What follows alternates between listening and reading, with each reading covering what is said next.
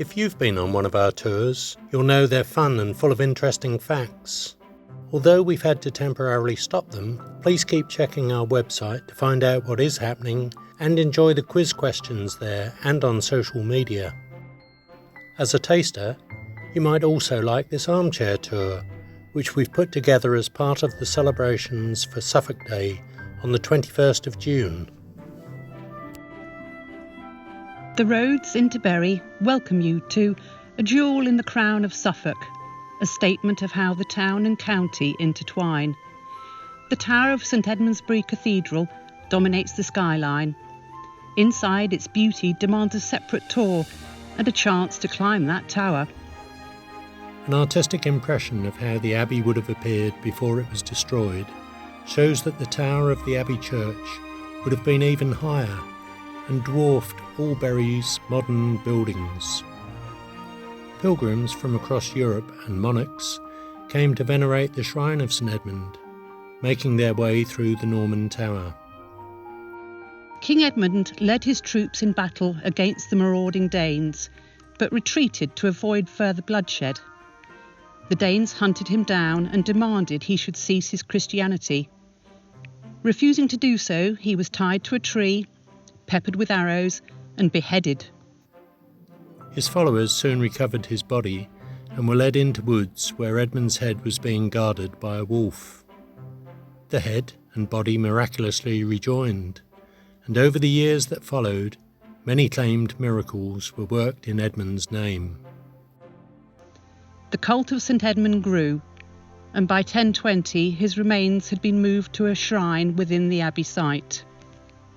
Edward the Confessor gave the abbey the rights over a large area of land around the shrine, the Liberty of St Edmund, which made the abbots among the greatest and most powerful landowners, often resented by the population.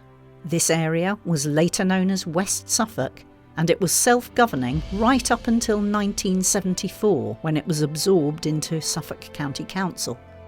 A statue by Suffolk-born sculptor Elizabeth Frink was commissioned to portray the image of Edmund as a symbol of the past administration of the area.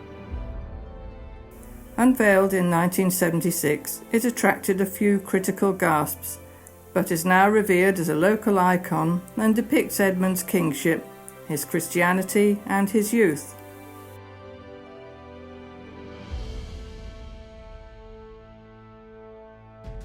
Within the Abbey Gardens we discover the Rose Garden, the idea of an American serviceman named John T. Appleby, who wrote a book, Suffolk Summer.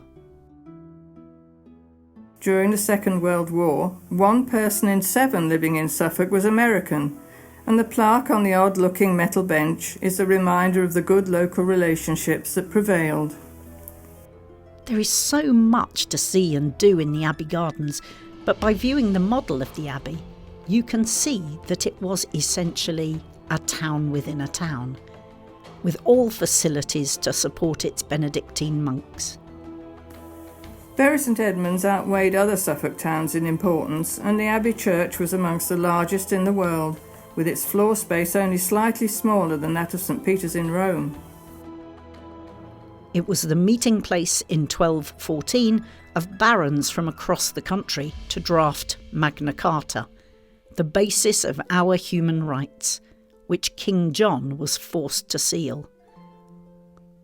The inspiration of a botanist, Nathaniel Hodgson, 200 years ago, the Abbey Gardens have become a key part of Bury in Bloom and attract national recognition.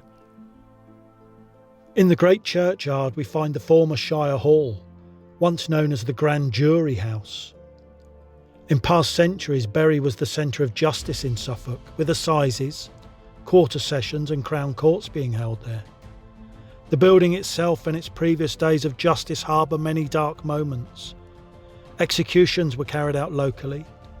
Many offenders from Suffolk were transported to Australia and America.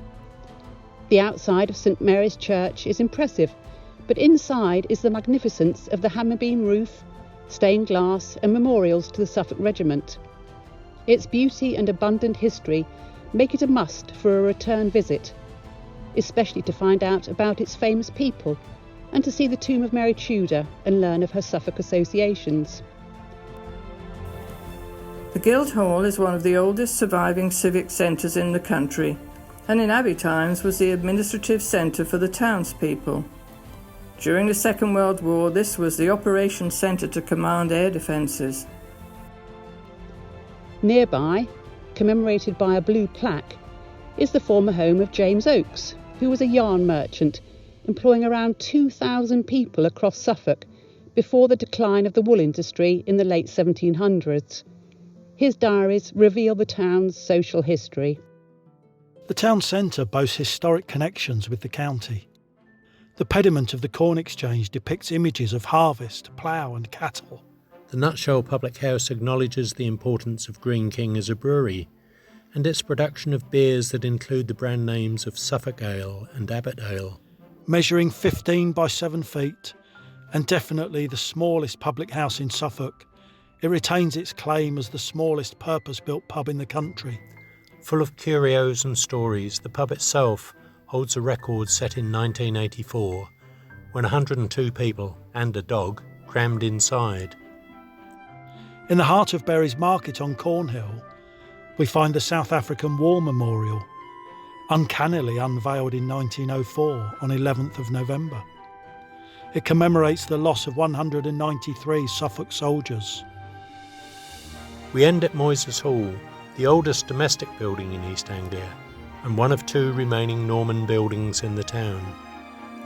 Now a museum, it possesses many items relevant to Suffolk, including the face mask of the murderer William Corder, a lock of Mary Tudor's hair, a superb time measurement collection, and Suffolk regimental items.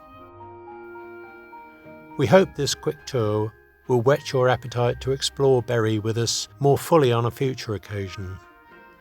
In the meantime, if you've enjoyed this tour, please let us know by adding your comments on our Facebook, TripAdvisor, Instagram or Twitter pages.